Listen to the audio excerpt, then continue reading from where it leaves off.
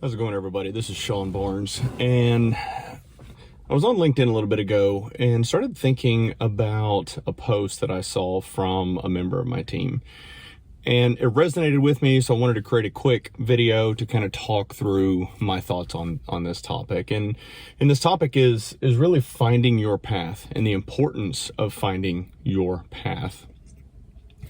I'm very intentional with my verbiage there when I say your path, because inevitably, high-performing employees, as they progress in their career, there will come a time when you have an opportunity to leave a role as an individual contributor and transition into a management role or a leadership type role. This transition can be very scary because it requires an entirely different skill set to be successful as a leader. And so I think the topic of the post was how to politely say no to a management role. And that's perfectly fine. I think that actually makes more sense, because what happens is you see a lot of individuals that promote to a point of their level of incompetence. And you never want to find yourself in that position. You never want to be an example of the Peter Principle.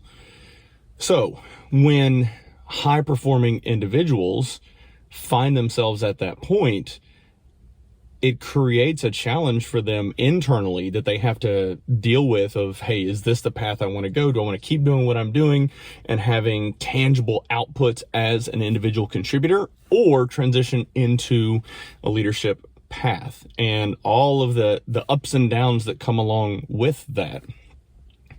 You know, as a leader, your focus is no longer how much you personally can output.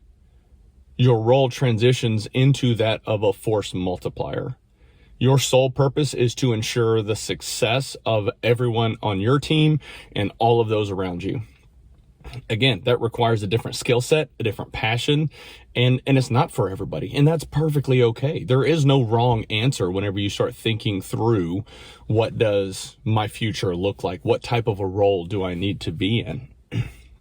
The most important piece is focusing on what makes the most sense for you. Now, a few little thoughts. If you find yourself in this position, have conversations with your leadership, other leadership in the business, get insight, hear them out, hear what their thoughts are, and then try to get exposure in that area to see if it is something that you want to do. If you're at that point in your career, inevitably you have probably proven your ability to be a strong individual contributor and output a tremendous amount of work. So the only way for you to find out if it is for you is to start getting exposure and start focusing on, hey, what are opportunities for me to work with a team, your peers, and then even other leaders in the organization, because part of being a leader is having to lead those around you, and then also lead your team. So once you start getting that exposure, you will determine, okay, is this really for me? You may get to a point where you think, I do like it, I enjoy it, but this isn't really for me. And again, that's perfectly okay. There's no hard and fast rule to say you have to be one or the other. You can very easily be that individual contributor that is also a force multiplier whenever you interact or interface with other teams. That's, an ideal outcome if you like both or prefer following both.